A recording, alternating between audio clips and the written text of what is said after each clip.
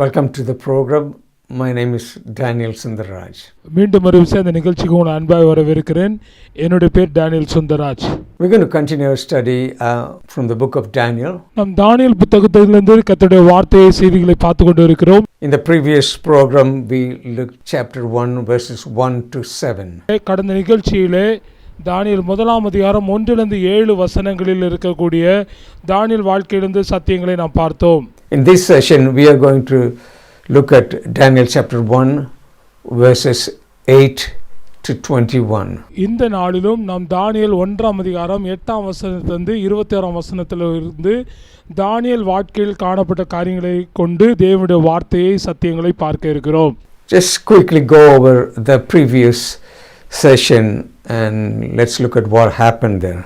கடந்த நாளில் நாம் பார்த்த சத்தியத்தை திரும்பமாக நினைவு கூற போகிறோம். தானியேல் வாழ்க்கை எவ்விதமான சம்பவங்கள் நடைபெற்றது என்பதை திரும்ப கவனிக்க இருக்கிறோம். If you want, you can go back and watch that video on YouTube. ஒருவேளை அந்த செய்தி உங்களுக்கு ஆசீர்வாதமாக இருக்கும், அதை திரும்ப கவனிக்க விரும்புகிறீர்கள் என்றால் நீங்கள் எங்களுடைய யூடியூப் இணையத்தில் நீங்கள் கடந்து சென்று நேற்றைய தினத்தில் ஒளிபரப்பான அவைகளை நீங்கள் கவனிக்கலாம். Briefly, we see during the reign of Jehoiakim, the king of Judah, Nebuchadnezzar, the king of Babylon, came and besieged it. தானியேல் 1ஆம் அதிகாரம் 1ஆம் வசனத்தில் யூதாவின் கடைசி ராஜாவாகிய யோயாக்கின் காலங்களிலே நேபுகாத்நேச்சார் என்னும் பாபிலோன் ராஜா எருசலேமை முற்றுகை இட்டதை குறித்து நாம் பார்க்கிறோம். During the time, the king Nebuchadnezzar took some articles from the temple in Jerusalem and he took it to Babylon, to the temple of his god. எருசலேமை முற்றுகையிட்டு எருசலேமை கைப்பற்றின பின்பாக எருசலேம் தேவாலயத்தினுடைய தேவனுக்கு அடுத்த பணிமுட்டுகளை அவன் எடுத்து சென்று தான் வணங்கக்கூடிய தன்னுடைய தெய்வத்தினுடைய ஆலயத்தில் அவைகளை அவன் வைக்கிறதை நாம் பார்க்கிறோம். During the siege in Jerusalem, Nebuchadnezzar heard that his father has died in Babylon, so he had to go back to Babylon. So he lifted the siege and he went back to Babylon. Nebuchadnezzar எருசலேமை முற்றுகையிடக்கூடிய அந்த வேளையில் தன்னை 3 முறை முற்றுகையிடுகிறான். அந்த வேளையிலே பாபிலோனில் இருக்கக்கூடிய அவனுடைய தகப்பனார் சுகவீனம் அடைந்ததை குறித்து அவன் கேள்விப்பட்டு திரும்பமாக நாடு திரும்புகிறான். இவ்விதமாக எருசலேமுடைய சிறையாக்கப்படுதல் முற்றுகை போடுகிறது, அவைகள் நீங்களாக்கப்படுகிறதை நாம் பார்க்கிறோம். During the time he took thousands of prisoners of war to Babylon.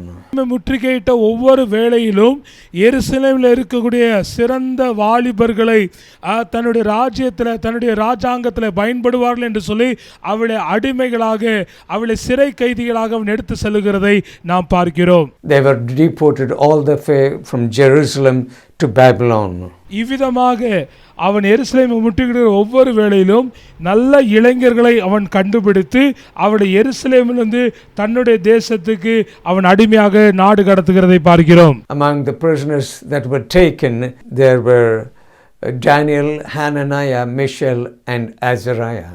இவ்விதமாக எருசலேமிலிருந்து சிறையாக்கப்பட்டு பாபிலோனுக்கு கொண்டு போகப்பட்ட வாலிப புருஷரில் நாம் தானியேலும் அவனுடைய சகோதரராகிய அனனியா, மிஷாவேல் மற்றும் அஸ்ரியாவை நாம் பார்க்கிறோம். They were taken to Babylon and they were living there. அவர்கள் பாபிலோனுக்கு கொண்டு போகப்பட்டது மாத்திரமல்ல, பாபிலோனியர்களாய் வாழத்தக்கவளாக அவர்களை மாற்ற முயற்சிக்கிறார்கள்.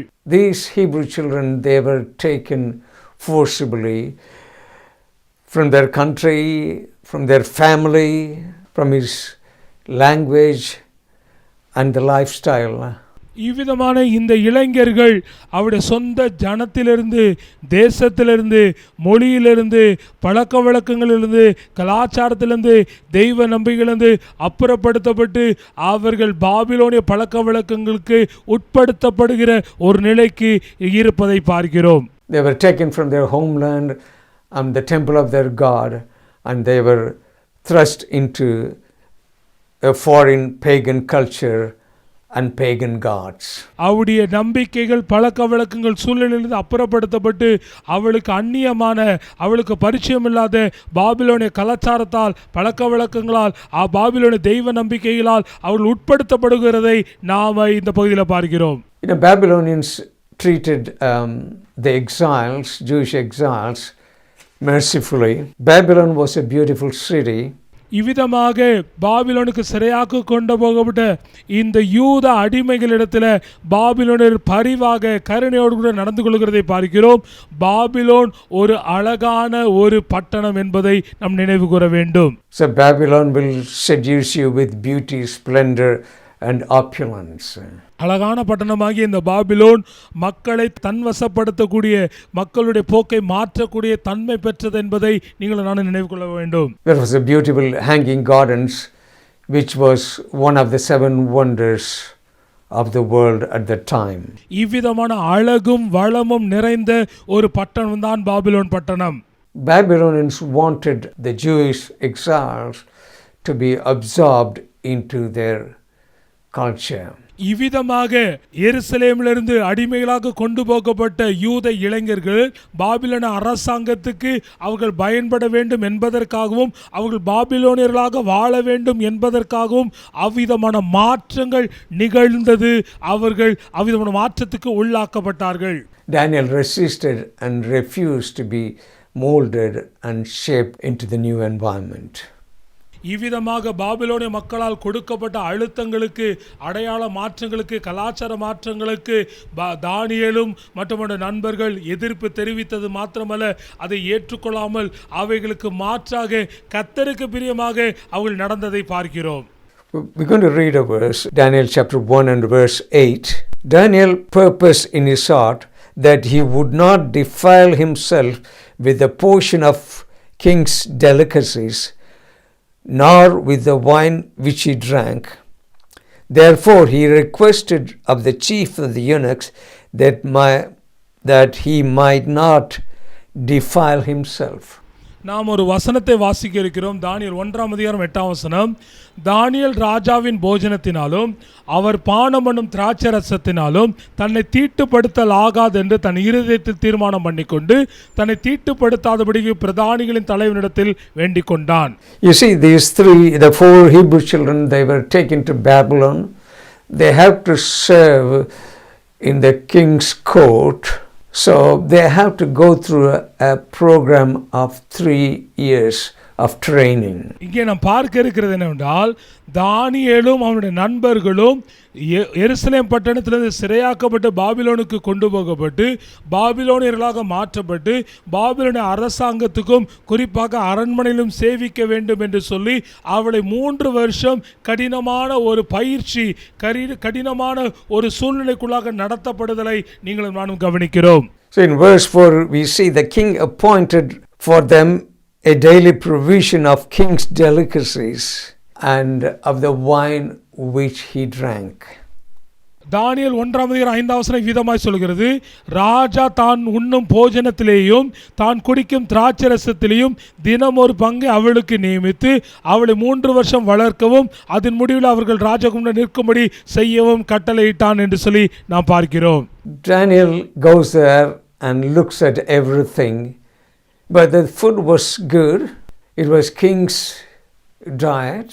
தானியேலோ வென்றால் அந்த ராஜாவின் உணவை, போஜனத்தை, திராட்சரசத்தை பார்த்து அது மிகவும் சிறந்தது, நேர்த்தியானது என்று சொல்லி கண்டாலும் அவன் அவைகளினால் தன்னை தீட்டுப்படுத்தல் ஆகாது என்று சொல்லி அவன் தீர்மானம் பண்ணுகிறதை பார்க்கிறோம். Probably it had all the meat, all the desserts and also seafood. Probably the food was of top quality. தானியேல் தனக்கு முன்பாக வைக்கப்பட்ட போஜன பதார்த்தத்தை பார்க்கும் பொழுது சிறந்த இறைச்சி உணவுகள், சிறந்த தாவர வகைகள், சிறந்த மீன் வகைகள் என அனைத்தையும் பார்க்கிறான். ஆனால் அவைகளினால் தன்னை கரைப்படுத்தக்கூடாது என்று சொல்லி அவன் தீர்மானித்தான். Verse 8 it says, Daniel purposed in his heart that he would not defile himself with a portion of king's delicacies. இந்த ராஜாவின் உணவு தனக்கு முன்பாக வைக்கப்பட்டிருந்தாலும் அவைகளை பார்த்து அவைகளால் ஈர்க்கப்படாதபடிக்கு தானியேல் தன் உள்ளத்தில் ஒரு தீர்மானம் எடுக்கிறான். இந்த ராஜாவின் உணவினால் தன்னை தீட்டுப்படுத்தல் ஆகாது என்று சொல்லி தேவனுக்கு பிரியமாய் நடக்க அவன் எத்தனிக்கிறதை பார்க்கிறோம். Defile means pollute or staining. Daniel said, this food will defile me. தீட்டப்படுத்தப்படுதல் என்பது அவையினால் கரைப்படுத்தப்படுகிறது, அவையினால் குழம்பி போவது, அவையினால் சீர்கட்டு போவது, அவைகளினால் விழுந்து போவது என்பதற்கு அடையாளமாக இருக்கிறது. தானியேல் அந்த உணவு சிறந்த உணவாக இருந்தாலும் இவைகள் என் வாழ்க்கையில கரைப்படுத்தும், தீட்டுப்படுத்தும், என்னை தேவனுக்கு பிரியமற்றவனாய் செய்யும் என்று சொல்லி அவன் தீர்மானித்து அதை அவன் விட்டு விடுகிறவனாய் இருக்கிறதை பார்க்கிறோம். See, Daniel is far away from his home. The best food is offered to him. He could have compromised and eaten king's delicacies and wine. தானியேல் தன்னுடைய குடும்பத்திலிருந்து, தன்னுடைய பெற்றோரிடத்திலிருந்து, தன்னுடைய சமுதாயத்திலிருந்து, தன் தேசத்திலிருந்து அவன் அப்புறப்படுத்தப்பட்டு அந்நியப்படுத்தப்பட்டு அந்நிய தேசத்தில் அடிமையாக இருக்கும் பொழுது அவனை நோக்கி வந்து ராஜாவின் உணவு சிறந்த உணவாக இருக்கலாம், அவனை ஈர்க்கக்கூடியதாக, அவனை வழிவிலக செய்யக்கூடியதாக இருந்தாலும் தானியேல் உறுதியாக தீர்மானமாக இந்த உணவு எனக்கு வேண்டாம், நான் இவைகளால் கரைப்படுத்தப்பட மாட்டேன், நான் கர்த்தருக்கு பிரியமாய் இருக்க விரும்புகிறேன் என்று சொல்லி அவன் தீர்மானம் எடுத்ததை நீங்களும் நானும் பார்க்கிறோம். So nobody there, mom and dad not there, the religious people are not there. He could have eaten the best food that was offered to him. தனக்கு முன்பாக வைக்கப்பட்ட உணவை அவன் சாப்பிட்டு எளிதாக கரைப்படுத்தப்பட்டிருக்கலாம், எளிதாக தன்னை திருப்திப்படுத்திக் கொண்டிருக்கலாம்.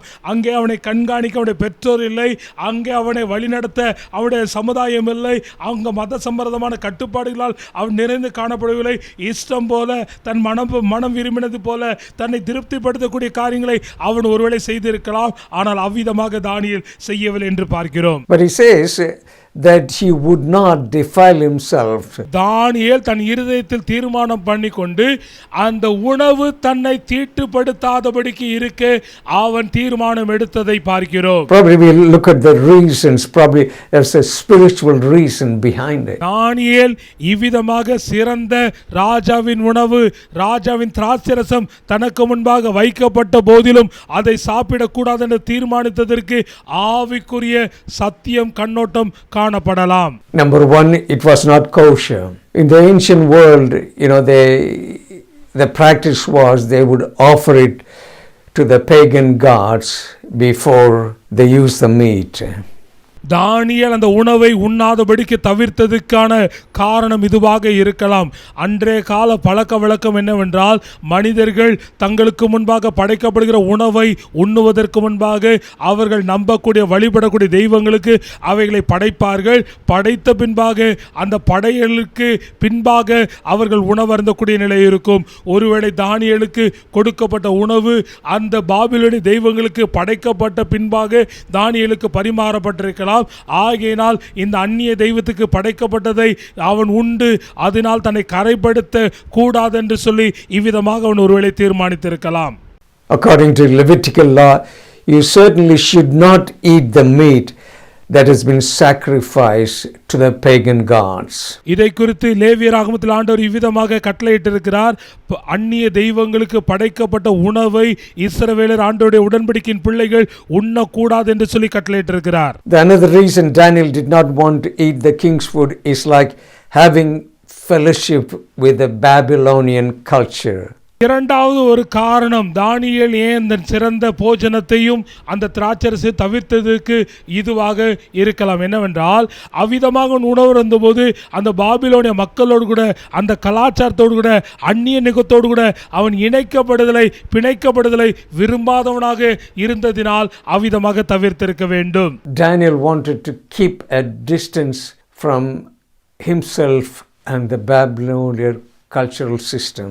தானியேலோ வென்றால் தன்னை அந்நிய நுகத்தில் பிணைக்கப்படாதவனாக, அந்நிய நுகத்தில் இணைக்கப்படாதவனாக, பாபிலோனிய கலாச்சாரத்தில் இணைக்கப்படாதவனாக இருக்க, அவிடத்து தனித்திருக்க விலகி இருக்க வேண்டும் என்று சொல்லி அவன் தீர்மானித்ததை இவைகள் வெளிப்படுத்துகிறது. Daniel requested a vegetarian diet. Daniel did that because he had a inward conviction.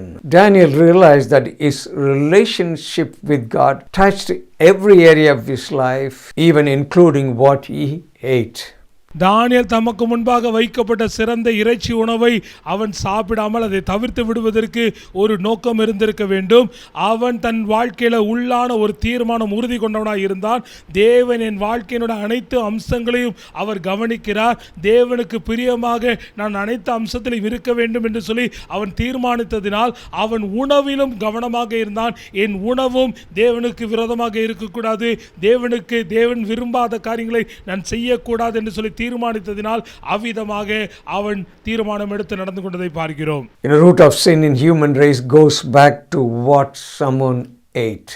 Daniel said within himself, I'm not going to disobey God's laws. இதன் வாயிலாக நாம் இன்னொரு சத்தியத்தையும் விளங்கிக் கொள்ள வேண்டும்.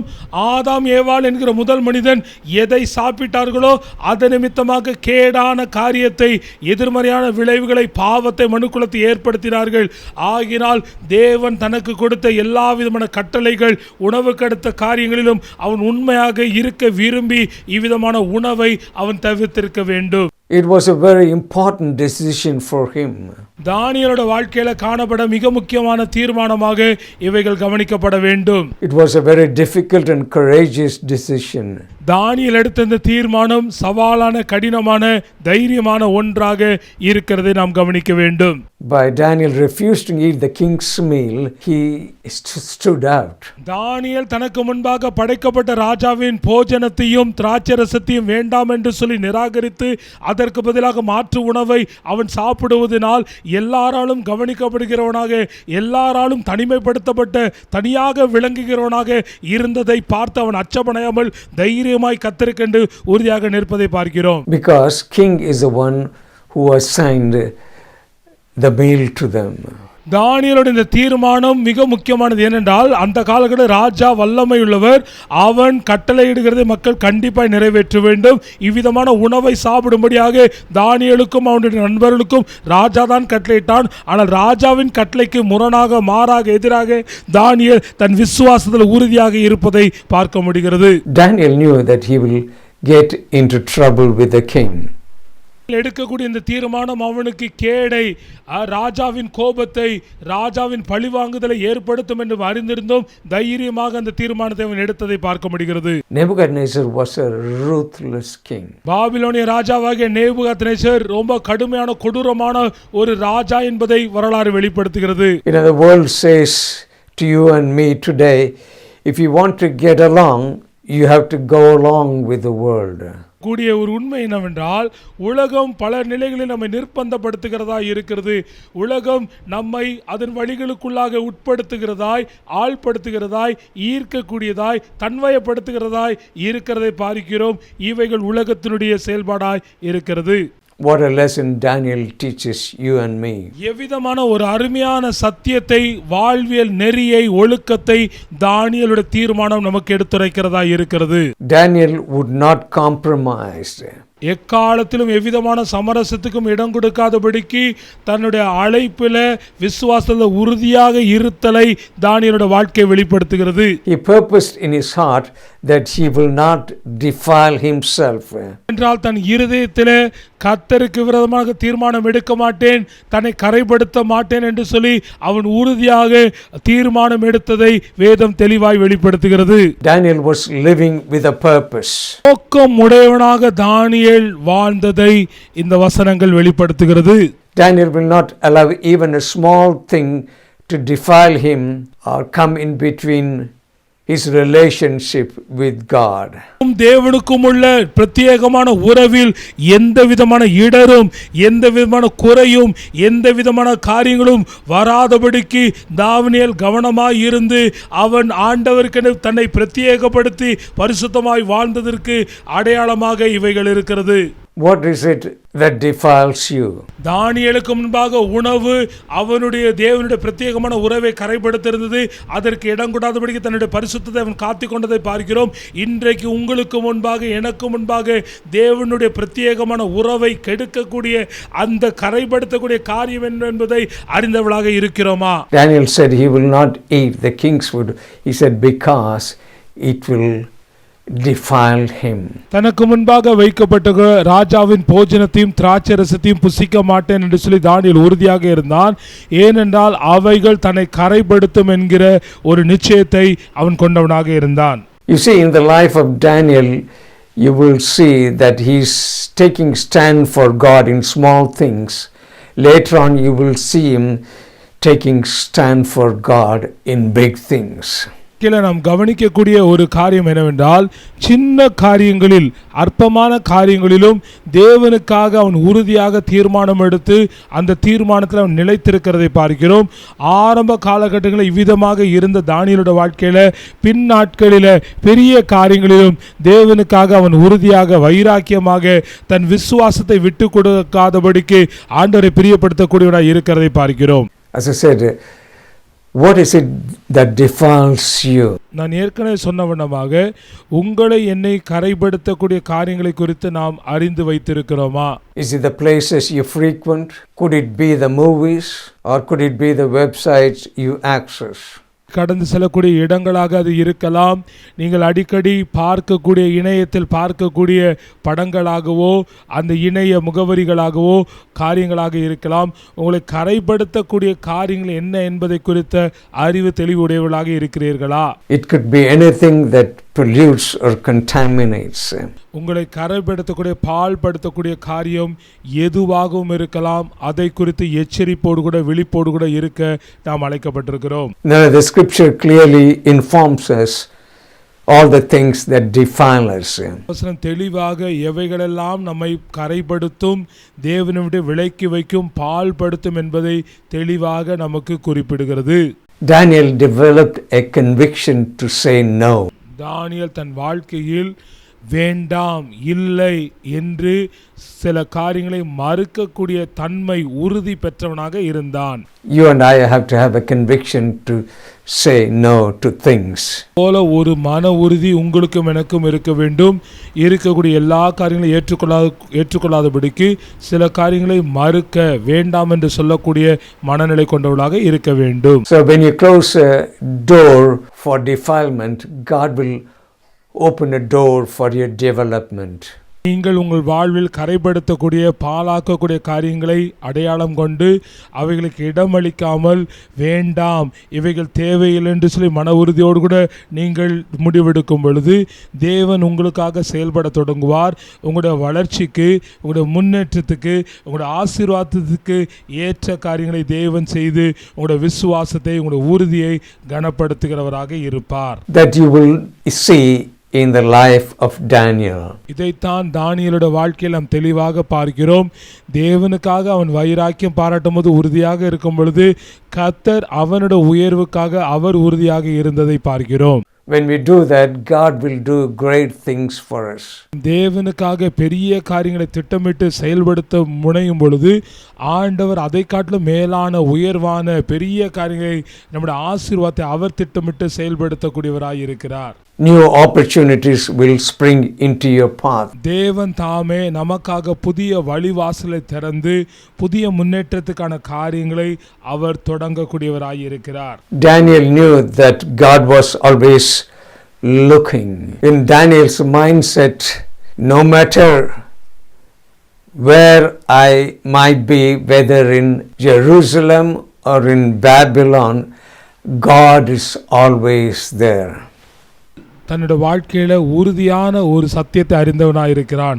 தேவன் தன்னை கண்ணோக்கி பார்த்து கொண்டே இருக்கிறார். தேவன் தன்னை கவனிக்கிறார் என்கிற நிச்சயத்தை உடையவனாக இருந்தான். அவனுடைய மனநிலை இவ்விதமாக இருக்கிறது.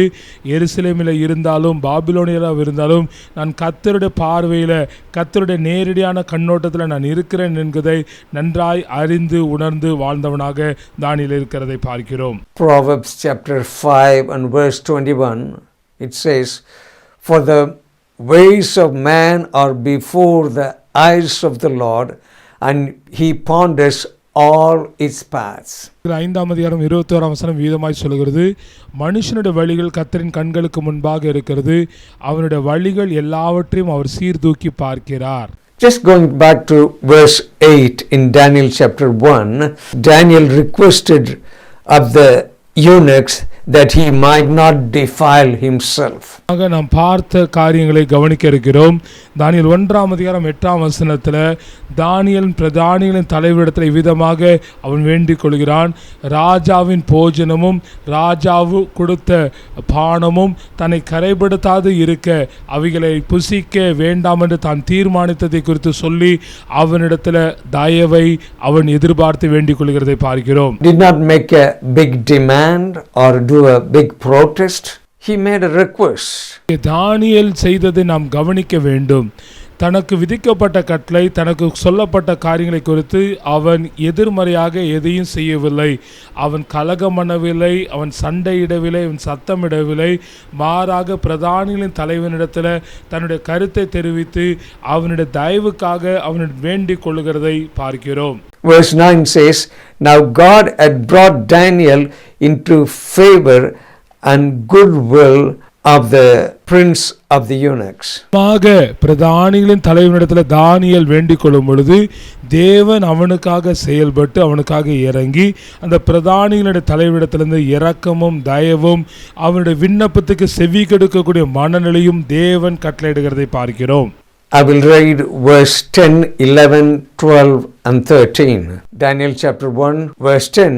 And the chief of eunuchs said to Daniel, I fear the Lord my king, who has appointed your food and the drink, for why should he see your faces looking worse than the young men who are your age? Then you would endanger my head before the king. நடந்த சம்பவங்களை தானியேல் 1:10, 11, 12, 13 இருக்கிறதை பார்க்கிறோம். அவைகளை வாசிக்கிறேன். பிரதானிகளின் தலைவன் தானியேலை நோக்கி, உங்களுக்கு போஜனத்தையும் பானத்தையும் குறித்திருக்கிற ராஜாவாகிய என் ஆண்டவனுக்கு நான் பயப்படுகிறேன்.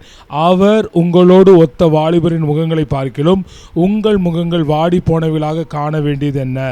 அதனால் ராஜா என்னை சிரசேதம் பண்ணுவாரே என்றான். Verse 11. So Daniel said to the steward whom the chief of eunuchs had set over Daniel, Hananiah, Mishael and Azariah. அப்பொழுது பிரதானிகளின் தலைவனாலே தானியேல், அனனியா, மிஷாவேல், அசரியா என்பவர்கள் மேல் விசாரிக்காரனாக வைக்கப்பட்ட மேல்ஷார் என்பவனை தானியேல் நோக்கி, We see that the chief of the eunuchs is concerned and he says, you're going to put me in trouble with the king. That's what he says to Daniel. தானியேலும் அவனுடைய நண்பர்களுக்கும் கண்காணிக்காரனாக வைக்கப்பட்ட பிரதானிகளின் தலைவனாகிய மேல்ஷார் அவனை நோக்கி விதமாய் சொல்கிறான், நீர் கேட்ட விண்ணப்பம், உன்னுடைய வேண்டுகோள் அருமையானது, ஆனால் அது ராஜாவுக்கு எதிராக செயல்படக்கூடியதாக இருக்கிறது. அதனால் ராஜா ஒருவேளை என் உயிரை வாங்கிவிடுவானா என்று சொல்லி அவன் அச்சப்பட்டு தானியேலிடத்தில் அவன் வேண்டிக் கொள்கிறதை பார்க்கிறோம். Daniel says, put us tests for 10 days and see how it goes. தன்னை நோக்கி பயத்தோடு கூட கேட்ட அந்த பிரதானியின் தலைவனை பார்த்து தானியேல் சொல்கிறான், 10 நாள் நான் கேட்ட விண்ணப்பத்துக்கு செவி கொடுத்து எங்களுடைய முகங்களை பரிசித்து பாரும் என்று சொல்லி அவனிடத்தில் அவன் வேண்டிக் கொள்கிறதை பார்க்கிறோம்.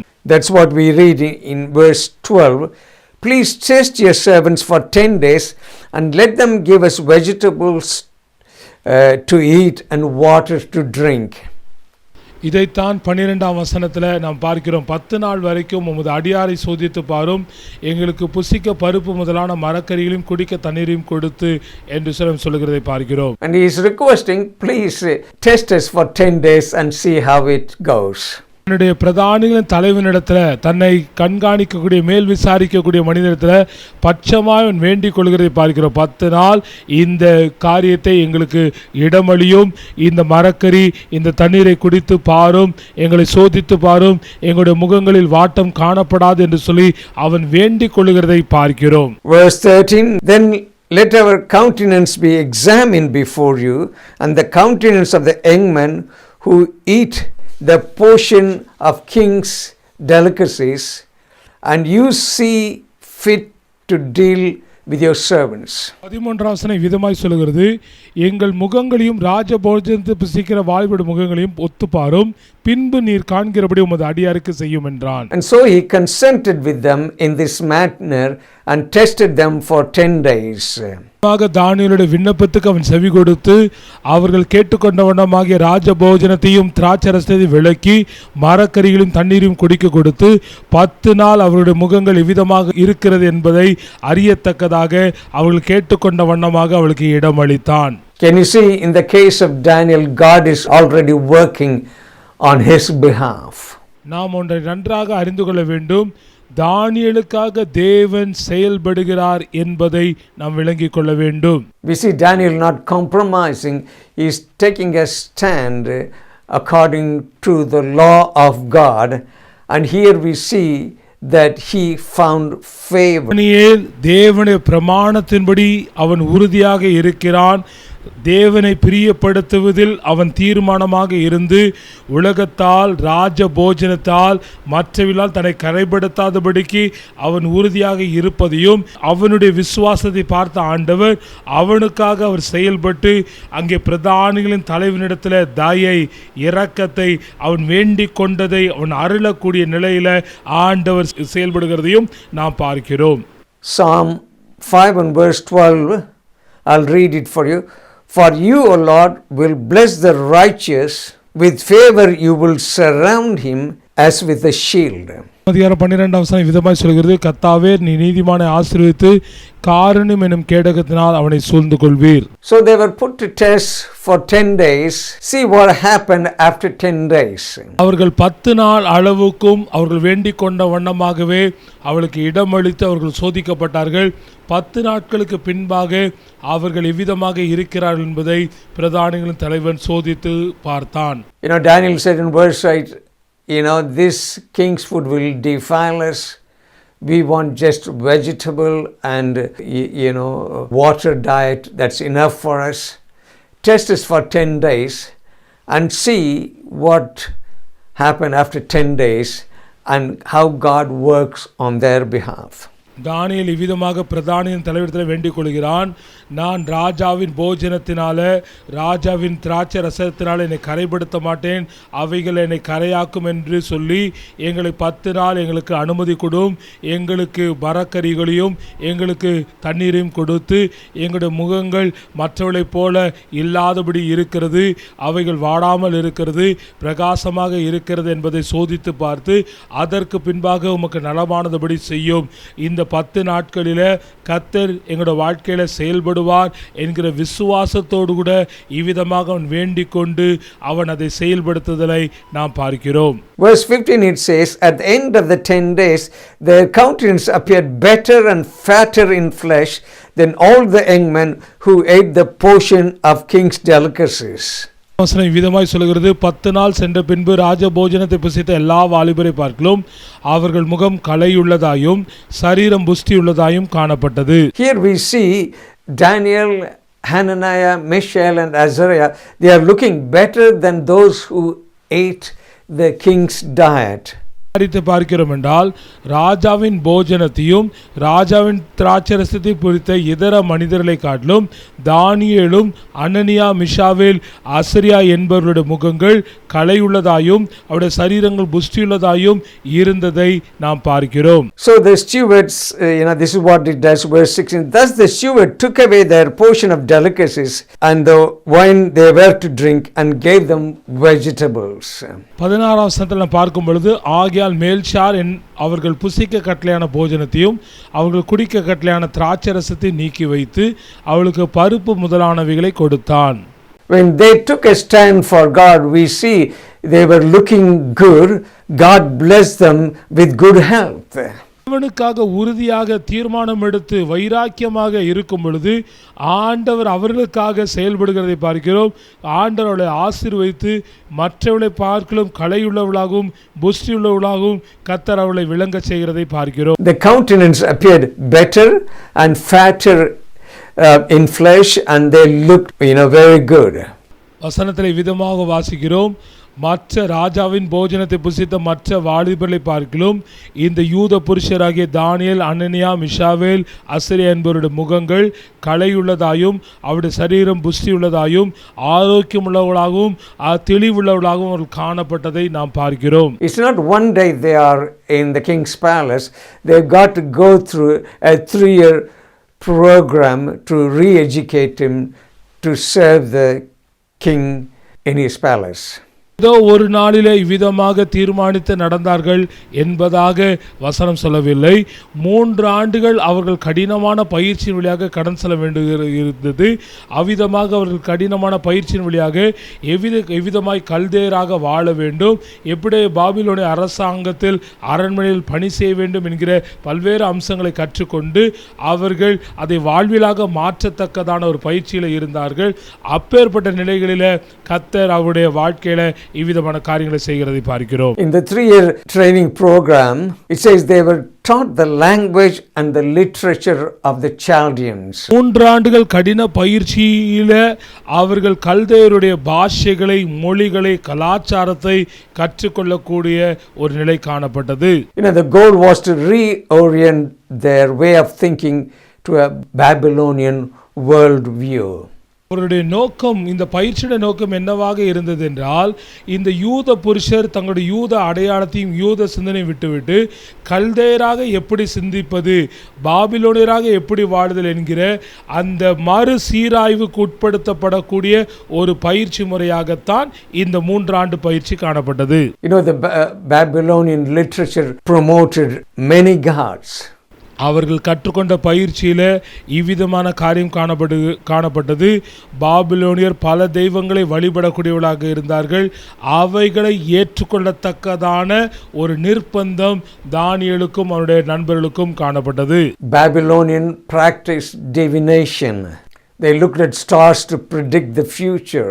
All this were a part of their 3-year program. அவருடைய 3 ஆண்டு பயிற்சியில் என்னென்ன காரியங்கள் காணப்பட்டென்றால், ஜோசியத்தை, வான சாஸ்திரங்களை, மாயவத்தைகளை அவர்கள் கற்றுக்கொள்ளக்கூடிய அல்லது ஏற்றுக்கொள்ளக்கூடிய நடைமுறைகளும் காணப்பட்டது. So they were going through this 3-year program. Let me read verse 17. As for these 4 young men, God gave them knowledge and skill in all literature and wisdom, and Daniel had understanding in all visions and dreams. அவருடைய பயிற்சி இவ்விதமான காரியங்களை உள்ளடக்கியதாக இருக்கிறது. இதை குறித்து 17ஆம் வசனம் விதமாய் சொல்கிறது, இந்த 4 வாலிபருக்கும் தேவன் சகல எழுத்திலும் ஞானத்திலும் அறிவையும் சாமர்த்தியத்தையும் கொடுத்தார். தானியேலை சகல தரிசனங்களையும் சொப்பனங்களையும் அறியத்தக்க அறிவு உள்ளவனாக்கினார். You see here, this verse says God gave them knowledge and skill. இந்த வசனத்தில் விதமாய் பார்க்கிறோம், தேவன் அவளுக்கு அறிவையும் ஞானத்தையும் தெளிவையும் புத்தியும் கொடுத்தார் என்பதாக பார்க்கிறோம். God gave them supernatural understanding of visions and dreams.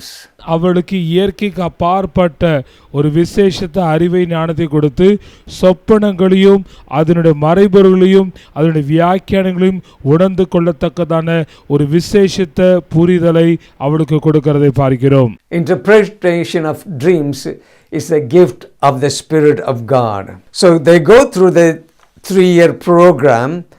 I'm going to read verse 18, 19 and 20 for you.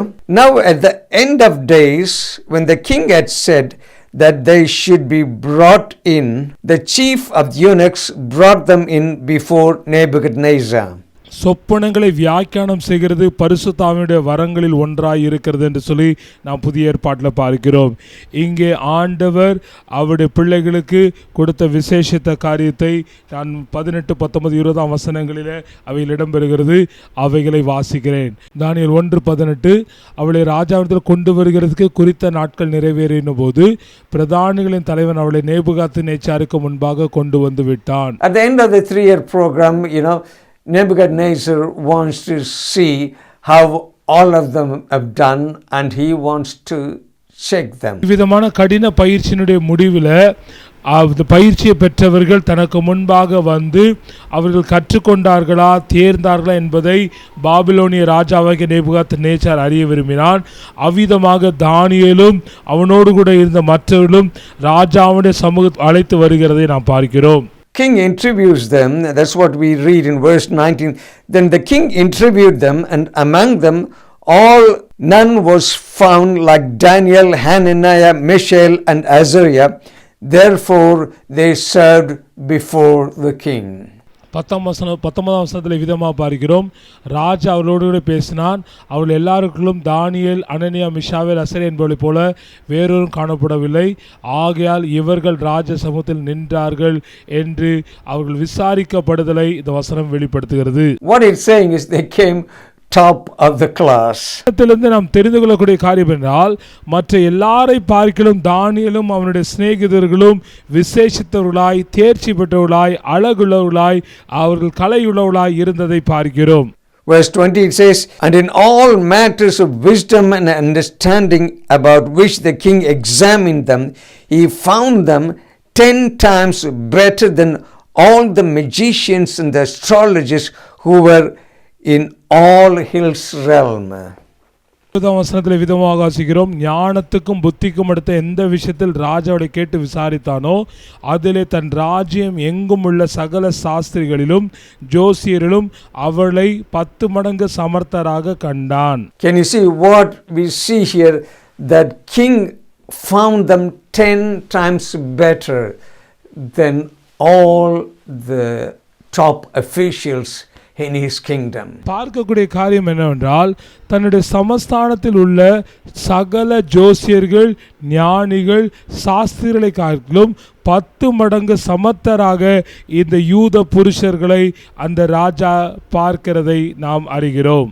That means for one Daniel, in order to match his intelligence, they've got to be 10 top magicians and astrologers. இவைகளை நாம் எவ்விதமாக அறிந்து கொள்ள என்றால், தானியேலுடைய ஞானத்துக்கு ஒப்பிடத்தக்க மனிதர்கள் இல்லை. ஒருவேளை ஒப்பிட தோங்குவார் என்றால், ஒரு தானியேலுடைய ஞானத்தை அவர்கள் அதை சமன்படுத்த 10 கல்தேய ஜோசியர்களை, சாஸ்திரிகளை, ஞானிகளை வைக்க வேண்டியதாக இருக்கிறது. அவ்வளவு திறமைசாலியாக இந்த தானியேலும் அவருடைய நண்பர்களும் இருக்கிறதை ராஜா கண்டுகொள்கிறான். What a blessing. And finally verse 21 says, thus Daniel continued until the first year of King Cyrus. எப்பேற்பட்ட ஆசீர்வதிக்கப்பட்ட நிலையில் தானியேலும் அவருடைய நண்பர்களும் இருந்ததை இந்த வசனங்கள் தெளிவாக சொல்லுகிறது. 26 வசனம் சொல்லுகிறது, கோரேஸ் ராஜ்யபாரம் பண்ணும் 1ஆம் வருஷம் மட்டும் தானியேல் அங்கே இருந்தான் என்பதாக பார்க்கிறோம். Daniel continued as the top official in the palace. அரண்மனையிலே தானியேல் ஒரு உயர்ந்த ஸ்தானத்தில் ஒரு உயர் அதிகாரியாக அவன் அநேக நாட்கள் பணி செய்கிறதை நாம் பார்க்கிறோம். You see, he took a stand for God. God gave him favor. நாம் பார்க்கக்கூடிய சத்தியம் என்னவென்றால், தானியேல் தேவனுக்காக ஒரு உறுதியான தீர்மானம் எடுத்து அதில் நிலைத்திருந்தான், வழிவிலகவில்லை, தன் விசுவாசத்தை விட்டு கொடுக்கவில்லை, மனிதரை பிரியப்படுத்தவில்லை, தேவனை பிரியப்படுத்தினான். ஆகையினால் ஆண்டவர் அவனுக்காக செயல்பட்டு அதிகாரியின் கண்களை தயவு கிடைக்க செய்து அவன் நீடித்த நாளாய் அந்த அரண்மனையில் ஒரு செல்வாக்கு மிக்க உயர் அதிகாரியாக அவன் பணி செய்கிறதை பார்க்கிறோம். Favor leads to influence. தேவனுடைய தயவு பெற்ற தானியேல் அவன் செல்வாக்கு மிக்கவனாக இருக்கிறான். அவனுடைய செயல்பாடுகள் பிறருடைய வாழ்க்கையில தாக்கத்தை, நேர்மறையான ஒரு பாதிப்பை ஏற்படுத்துகிறதை பார்க்கிறோம். And also we saw that they were blessed physically, they were blessed mentally and spiritually. We saw they had knowledge and skill. இதமாக ஆசீர்வதிக்கப்பட்டதை வசனத்தில் பார்க்கிறோம்.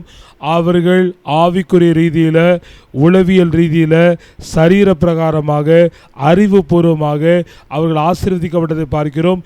மற்ற எல்லாரை பார்க்கிலும் சமர்த்தர்களாக, ஞானவான்களாக, புத்திசாலிகளாக கர்த்தர் அவளை விளங்கச் செய்கிறார். And also they had supernatural ability. Daniel had influence throughout his life. அவர்களுக்கு இவ்விதமான ஆசீர்வாதத்தோடு கூட இயற்கைக்கு அப்பாற்பட்ட வெளிப்பாடுகளையும், இயற்கைக்கு அப்பாற்பட்ட தேவனுடைய செயல்பாடுகளை புரிந்து கொள்ளக்கூடிய தன்மை பெற்றவர்களாகவும் இருந்ததை பார்க்கிறோம். தானியேல் தான் வாழ்ந்த நாள் மறிந்தும் அவன் அந்த தேசத்தில் செல்வாக்கு பெற்றவனாகவும், காரியங்களை செயல்படுத்துகிறவனாகவும், தாக்கத்தை ஏற்படுத்தக்கூடிய ஒரு மனிதனாகவும் இருந்ததை நாம் அறிகிறோம். During the reign of Nebuchadnezzar, Daniel had influence. Daniel was there. Belshazzar was the king. And after that, when Medo-Persian kingdom took over from the Babylonian kingdom, Daniel was the top official. தானியேல் இந்த விசேஷித்த வெளிப்பாடுகளை பெற்று செல்வாக்கு மிக்கவனாக இருக்கிறான். பாபிலோனிய அரசர் Nebuchadnezzar வாழ்ந்த நாட்கள் முழுவதும் பிரதம மந்திரியாக முதன்மையான அதிகாரியாக இருக்கிறான். அதற்கு பின்பாக பெல்சாசாருடைய ஆட்சியிலும் அவன் செல்வாக்கு பெற்ற ஒரு அதிகாரியாக இருக்கிறதை பார்க்கிறோம். பாபிலோனிய சாம்ராஜ்யம் விழுந்த பின்பாக வந்த மேதோ பெர்ஷிய சாம்ராஜ்யத்திலும் தானியேல் செல்வாக்கு பெற்றவனாக ஒரு முக்கியமான பொறுப்பில் தாக்கத்தை ஏற்படுத்த நிலையில் கர்த்தர் அவனை உயர்த்தி ஆசீர்வதித்ததை பார்க்கிறோம். Usually, when one kingdom, invades and takes over another kingdom, they usually kill all the top officials. We see that Daniel is serving, King Darius and, King Cyrus. What an influence he had. வழக்கமாக வரலாற்றில் பார்க்கக்கூடிய மரபு பழக்க வழக்கம் என்னவென்றால், ஒரு ராஜ்யபாரத்தையோ ஒரு ராஜாவையோ இன்னொரு ராஜ்யபாரமோ ராஜாவோ தோற்கடிக்கும் பொழுது முந்தைய ராஜ்யபாரத்தில் ராஜாவுக்கு கீழே பணி செய்தவர்களை ஒன்று கொலை செய்து விடுவார்கள், அல்லது நீக்கி விடுவார்கள், அல்லது அப்புறப்படுத்தி விடுவார்கள். அவளுக்கு பதிலாக புதிய மனிதர்களை நியமிக்கக்கூடிய வழக்கம் இருக்கும்.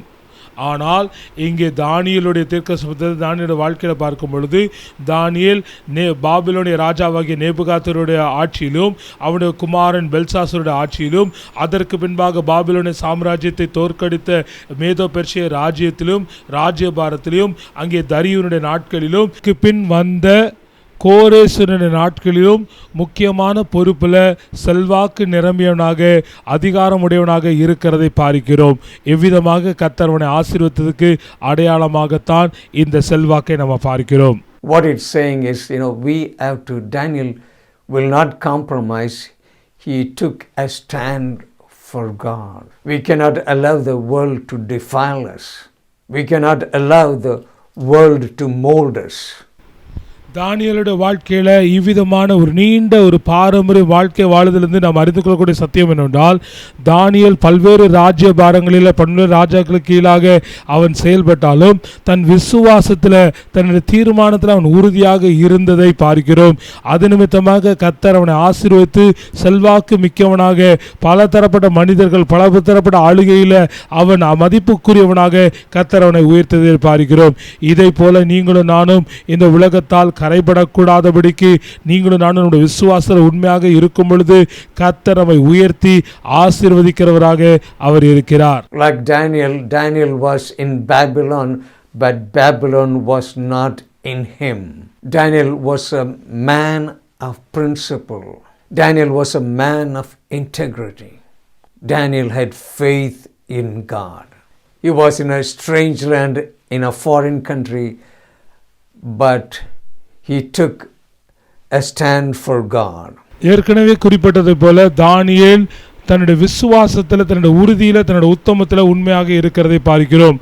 அந்நிய தேசமாகிய பாபிலோன் தேசத்தில் அவன் இருந்தாலும் அந்நிய தேசமாகிய பாபிலோன் தேசத்தினுடைய பழக்க வழக்கங்களோ சிந்தனைகளோ தன்னை கரைப்படுத்தாதபடிக்கு தன்னுடைய உண்மையில் விசுவாசத்தில் உத்தமத்தில் அவன் நிலைத்திருப்பதை பார்க்கிறோம். தானியேல் மதிப்பீடுகளை கொண்ட கொள்கைகளை கொண்ட உறுதியான ஒரு மனிதனாக இருந்ததை பார்க்கிறோம். அந்நிய தேசத்தில் அவன் ஆண்டவருக்காக பக்தி வைராக்கியம் பாராட்டினான். கர்த்தர் அவனோடு கூட இருந்து அவனை உயர்த்துகிறதை பார்க்கிறோம். தேவனுக்காக ஒரு தீர்மானத்தை எடுத்து அது நிலைத்திருக்கும் பொழுது அவன் அந்த தீர்மானத்தில் நிலைத்திருக்கவும் அவன் வெற்றியாக இருக்கும் கர்த்தர் அவனுக்கு உதவி செய்கிறதை பார்க்கிறோம். He will not compromise. Today, in the time we are living in, as Christians, we have to stand for God. தானியேல் தான் எடுத்த தீர்மானத்தில் அவன் உறுதியாக உண்மையாக இருக்கிறான். எந்த விதமான சமரசத்துக்கும் அவன் இடம் கொடுக்காதபடிக்கு எந்த விதமான உலகத்துக்கு ஒத்த வாழ்க்கை அவன் இல்லாதபடி இருக்கிறதை பார்க்கிறோம். தேவ பிள்ளையே, இந்த சத்தியத்தை கேட்கக்கூடிய உங்களோட வாழ்க்கையில் என்னோட வாழ்க்கையில் நாம் உலகத்துக்கு ஒத்தவளாக இருக்கிறோமா, உலகத்தோடு கூட சமரசம் பண்ணுவதாக இருக்கிறோமா என்பதை நீங்களும் நானும் கவனித்திட வேண்டும். We cannot compromise. Church has to stand strong for God. திருச்சபையாக தேவ பிள்ளைகளாக நீங்களும் நானும் உலகத்துக்கு ஒத்த வாழ்க்கை உலகத்தோடு கூட சமரசம் பண்ணக்கூடிய ஒரு நிலைப்பாடு இருக்கக்கூடாது. நாம் விசுவாசத்தில் தேவனுக்காக பக்தி வைராக்கியத்தில் உண்மையாக நிலைத்திருக்க வேண்டும் என்று ஆண்டவர் எதிர்பார்க்கிறார். We cannot allow the world to mold us and shape us. We looked at the life of Daniel. Just going to lead you in a time of prayer. நாம் தானியேலுடைய வாழ்க்கையை சத்தியங்களை அறியும் பொழுது ஒன்றை விளங்கிக் கொள்கிறோம், புரிந்து கொள்ள வேண்டும். உலகத்தால் கரைப்படுத்தப்படவும், உலகத்தால் உருவாக்கப்படவும், உலகத்தால் சமரசமாக்கப்படவும் நீங்கள் இடமளிக்கக்கூடாது. தானியேல் எவ்விதமாக தன்னுடைய அழைப்பில் தன்னுடைய உறுதியில் உண்மையாக இருந்தானோ அதை போல தேவனுக்காக வேறு பிரிக்கப்பட்டவளாக சபை இருக்க வேண்டும் என்று சொல்லி ஆண்டவர் எதிர்பார்க்கிறார். இப்பொழுது நான் உங்களை ஜெபத்துக்குள்ளாக நடத்த இருக்கிறேன். Maybe there is someone here, you say, I want to give my life to the Lord Jesus Christ. I want to lead you in a simple prayer. Jesus Christ died for you on the cross of Calvary. He took away all our sins and sicknesses upon himself. Just going to pray a simple prayer. Please pray after me. Heavenly Father, thank you for sending Jesus into this world. Thank you that he died for me on the cross of Calvary. He rose again on the third day. Lord Jesus, come into my life. I want to make you a Savior and my Lord. இந்த செய்தியை கேட்ட நீங்கள் இதனால் பயனடைந்து உங்களோட வாழ்க்கையை ஆண்டவருக்கு அர்ப்பணித்து ஆண்டவருடைய வாழ்க்கையில சொந்த இரட்சகராக ஏற்றுக்கொள்ள விரும்ப உங்களுக்காக நான் ஜெபிக்க இருக்கிறேன். உங்களோட பாவங்கள் மன்னிக்கப்பட இயேசு கிறிஸ்து சிலுவையில் உங்களுக்காக மரித்தார். அதை விசுவாசிக்கும் பொழுது நீங்கள் பாவங்கள் மன்னிக்கப்பட்டு கடவுளுடைய பிள்ளையாக மாற முடியும். உங்களுக்காக இந்த எளிமையான ஜெபத்தை நான் ஏறெடுக்க இருக்கிறேன். என்னோடு கூட சேர்ந்து நீங்களும் இந்த ஜெபத்தை சொல்லி ஆண்டவர் உங்கள் உள்ளத்தில் இரட்சகராக ஆண்டவராக ஏற்றுக்கொள்படி உங்களை பட்சமாய் வேண்டிக் கொள்கிறேன். அன்பான பரலோக பிதாவே, உம்முடைய குமாரனாகிய இயேசு கிறிஸ்து நாமத்தினாலே உம்முடைய சமூகத்தில் வருகிறோம். நீர் எங்களுக்காக உம்முடைய குமாரனை அனுப்பி எங்களுடைய பாவங்களை சுமந்து கல்வாரி சிலுவையில் மரித்து அடக்கம் பண்ணப்பட்டு மூன்றாம் நாள் உயிரோடு கூட எழுந்தீர் என்பதை விசுவாசிக்கிறோம். நீர் என்ற உள்ளத்தில் வாரும். நான் உம்மை என்னுடைய சொந்த இரட்சகராக ஆண்டவராக ஏற்றுக்கொள்கிறேன். நீர் என்னை உம்முடைய பிள்ளையாக மாற்றும் என்று வேண்டிக் கொள்கிறேன். Please forgive me of all my sins and cleanse me. I repent for my sins. In Jesus' name, Amen. பாவங்கள் அனைத்தையும் நீர் தயவாக கழுவி சுத்திகரியும். ஆண்டவரே, நான் உம்மை ஏற்றுக்கொள்கிறேன். என்னோட பழைய வழிகளை விட்டுவிட்டு நான் மனம் திரும்புகிறேன். இவைகளை இயேசுவின் நாமத்தினாலே நான் தாழ்மையோடு கூட வேண்டிக் கொண்டு ஜெபிக்கிறேன். ஆமென். As I said, we've been looking at the life of Daniel. As a young man, he stood for God. He will not compromise. We are living in those days where church will come under attack. As Christians, we have to stand for God. We see that as a result of Daniel doing the right thing, he had influence. God blessed him. God promoted him. தானியேலுடைய வாழ்க்கையிலிருந்து நான் பார்த்த சத்தியங்கள் அறிந்து கொள்ளக்கூடிய காரியம் என்றால், ஒரு இளம் வாலிபனாக இருந்தாலும் தான் எடுத்த தீர்மானத்தில் அவன் உறுதியாக இருந்ததை பார்க்கிறோம். எந்த விதமான சமரசத்துக்கும் எந்த விதமான ஒத்து போதலுக்கும் இடமளிக்காதபடிக்கு தன்னுடைய பக்தி வைராக்கியத்தில் தன்னுடைய உண்மையில் உத்தமத்தில் தன்னை கரைப்படுத்தாதபடிக்கு அவன் இருந்ததை பார்த்த ஆண்டவர் அவனை உயர்த்தி கனப்படுத்தி ஆசீர்வதித்து அவனை செல்வாக்குள்ளவனாக மாத்திரமல்ல, அவன் தாக்கத்தை பாதிப்பை ஏற்படுத்தக்கூடிய ஒரு மனிதனாக இருக்கிறதை பார்க்கிறோம். நாம் வாழக்கூடிய இந்த கடைசி காலங்களிலும் இந்த உலகம் நம்மை கரைப்படுத்தாதபடிக்கு, நம்மை மேற்கொள்ளாதபடிக்கு, உலகத்தால் சமரசமாக்காதபடிக்கு நாம் விசுவாசத்தில் நிலைத்திருக்க அழைக்கப்படுகிறோம். அவ்விதமாக நிலைத்திருக்கும் பொழுது தானியேலை விதமாக கர்த்தர் உயர்த்தி ஆசீர்வதித்தாரோ அதே போல தேவ பிள்ளையே, சபையே, நீ கர்த்தர் நம்மை உயர்த்தி நம்முடைய விசுவாசத்தை கனப்படுத்தி நம்மை ஆசீர்வதிக்க அவர் போதுமானவராக இருக்கிறார். We got a great principle there. Just going to pray a short prayer. Oh, loving Heavenly Father, we thank you for this time. We looked at the life of Daniel. Thank you, Lord, for speaking to us. Help us to be a people that will stand for you. Help us to be a people that will not compromise. Help us make a difference in this world. Lord, there may be people with needs, physical needs. Lord, I pray in the name of Jesus, whatever the need may be, in the mighty name of Jesus, I pray. Let them experience your power and your presence right now, or a spiritual need, or an emotional need. In the name of Jesus, I pray. Set them free. In Jesus' name, I pray. Amen. நாம் பார்த்த சத்தியத்தின் வாயிலாக தானியேல் ஒரு இளம் வாலிபனாக இருந்தாலும் எவ்விதமாக தன் விசுவாசத்தில் உறுதியாக இருந்ததை பார்க்கிறோம்.